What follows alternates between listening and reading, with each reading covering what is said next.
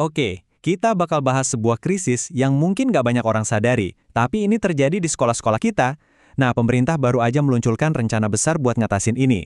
Jadi, ayo kita bedah bareng-bareng arahan baru ini, yang tujuannya buat ngelindungin generasi muda kita dari bahaya rokok. Nah, pertanyaannya simple, tapi jawabannya kompleks.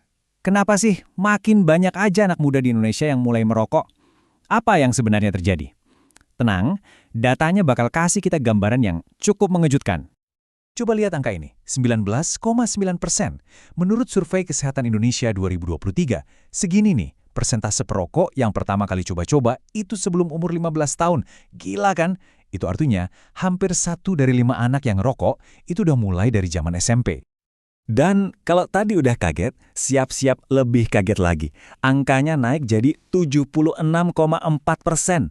Artinya, lebih dari 3/4 perokok di Indonesia itu mulai kebiasaan ini sebelum umur 20 tahun. Ini bener-bener bukti kalau masa remaja itu periode yang paling-paling rawan. Oke, jadi kita udah lihat angkanya. Tapi ini bukan cuma soal statistik di atas kertas ya.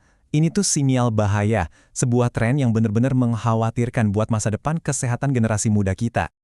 Coba deh lihat grafiknya. Lonjakannya itu kelihatan banget. Cuma dalam 5 tahun, dari 2018 ke 2023, persentase anak di bawah 15 tahun yang mulai merokok itu lompat dari 11,5% jadi hampir 20%. Ini bukan sekedar kenaikan biasa, ini lonjakan yang super tajam dan jujur aja, bikin ngeri. Jadi kesimpulannya apa? Ya, datanya nggak bisa bohong. Dan ini juga yang ditekankan di dokumen resminya. Anak-anak kita tuh mulai merokok di usia yang makin muda. Ini alarm darurat yang nggak bisa kita cuekin lagi. Nah, ngelihat krisis ini, pemerintah tentunya nggak tinggal diam. Mereka akhirnya ngeluarin sebuah respons nasional yang terkoordinasi. Jadi ini bukan kerjaan satu kementerian aja, tapi sebuah mandat bareng-bareng buat gerak cepat. Dan ini dia senjatanya, surat edaran bersama yang diluncurkan oleh 4 kementerian kunci. Ini bukan sekedar surat biasa ya. Dokumen ini jadi landasan hukumnya dan ini nunjukin kalau pemerintah benar-benar serius mau nangani masalah ini sampai ke akarnya. Terus siapa aja yang turun tangan? Wah, ini keroyokan. Ada Kementerian Pendidikan, jelas urusan sekolah, terus Kementerian Dalam Negeri buat ngatur pemerintah daerah, ada juga Kementerian Agama buat memperkuat nilai-nilai, dan pastinya Kementerian Kesehatan. Jadi ini benar-benar front persatuan yang kuat, nyerang masalah dari semua sisi. Nah, inti dari semua ini adalah satu konsep kunci, kawasan tanpa rokok atau KTR. Apa sih itu? Gampangnya gini, KTR itu bukan cuma area dilarang merokok, ini lebih dari itu. Ini adalah zona steril. Di area ini, nggak boleh ada yang jualan rokok, nggak boleh ada iklan, nggak boleh ada promosi. Tujuannya cuma satu, bikin lingkungan belajar yang 100% sehat. Oke, konsepnya keren. Tapi gimana cara ngejalaninnya?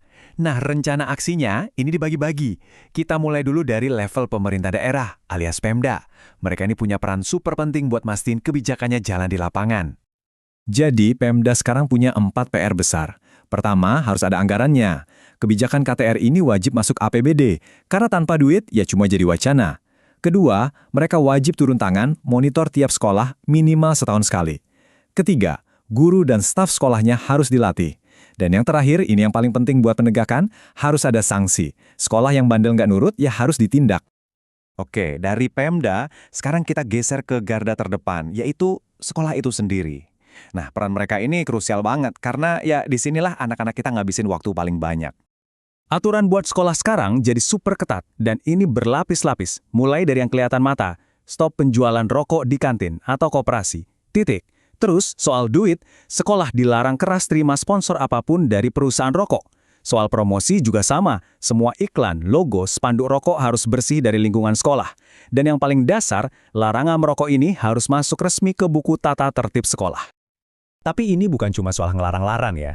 Sekolah juga dituntut buat proaktif. Caranya, pertama, bentuk duta siswa anti rokok, biar gerakannya dari siswa untuk siswa. Terus, bikin satgas internal di sekolah buat ngawasin. Masukin juga pendidikan anti rokok ke kurikulum. Dan yang gak kalah penting, gandeng puskesmas buat bantu screening dan kasih konseling buat yang mau berhenti merokok. Tapi sejujurnya, sebagus apapun aturan dari pemerintah dan sekolah, semua itu nggak akan jalan maksimal tanpa kita semua, masyarakat luas. Ini adalah tanggung jawab kita bersama. Terus, apa yang bisa kita lakuin? Pertama, jadi mata dan telinga di lingkungan kita. Awasi dan dukung implementasi kebijakannya. Kedua, Ayo ikut ramaikan kampanye anti tembakau. Dan yang paling penting buat para orang tua, komite sekolah, sampai tokoh agama, jadi contoh. Edukasi soal hidup sehat di rumah dan di sekitar lingkungan sekolah. Peran kita ini besar banget loh. Pada akhirnya, semua langkah ini, dari pemerintah pusat sampai ke kita sebagai masyarakat, semuanya muaranya ke satu tujuan mulia ini, yaitu mewujudkan lingkungan pendidikan yang sehat, aman, dan bebas dari pengaruh rokok. Kutipan dari dokumennya ini benar-benar ngerangkum semangat dari semua gerakan ini. Oke, jadi aturannya udah ada, kebijakannya udah jelas banget. Tapi ada satu pertanyaan besar yang tersisa buat kita renungkan bersama. Gimana caranya kita sebagai satu komunitas bisa mengubah budayanya? Karena pada akhirnya, peraturan itu kan cuma alat. Perubahan yang sesungguhnya itu dimulai dari kita semua.